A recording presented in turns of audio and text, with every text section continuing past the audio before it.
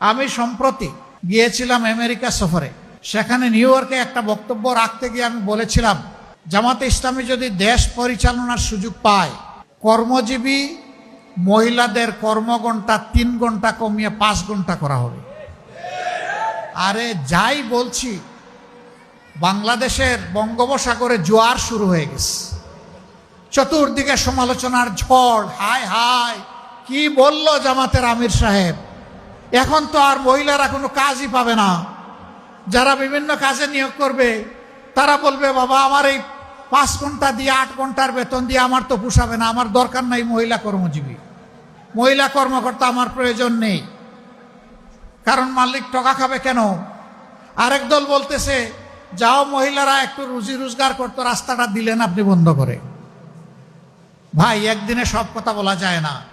বিবেচনা না করে, চিন্তা না করে এই কথা বলি নাই।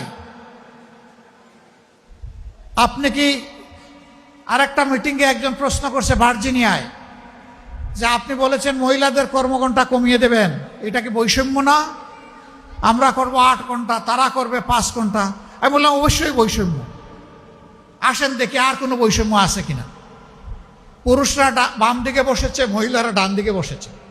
পুরুষদেরকে বললাম, বোনরা আপনারা শুনবেন না এই প্রশ্ন। পুরুষদেরকে বললাম যে আগামী 1 বছরের ভিতরে পেটে বাচ্চা নেবেন এমন 2-1 জন পুরুষ থাকলে হাত তুলেন। কেউ তো আর হাত তুলে না, সবাই হাসে আর নিচের দিকে মাথা দেয়, বুঝছে যে আমি কেন প্রশ্ন করছি। আমি বললাম এটা পারবেন না? কয় না না, এটা পারবো কিভাবে।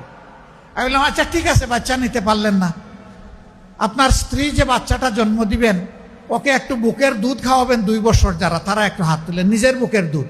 এখন দেখি আবার কেউ হাত তুলে না। আমি বললাম এটা কি বৈষম্য না? একজন পেটে গর্ভধারণ করলো, এরপরে বুকের দুধ দিয়ে বাচ্চাকে বড় করলো, আপনি কিছুই করলেন না, এটা কি বৈষম্য না? তো সে সব কিছু করবে, আবার প্রফেশনাল লাইফে এসে আপনার মতো 8 ঘন্টা কাজ তাকে করতে হবে, এইটাই বৈষম্য।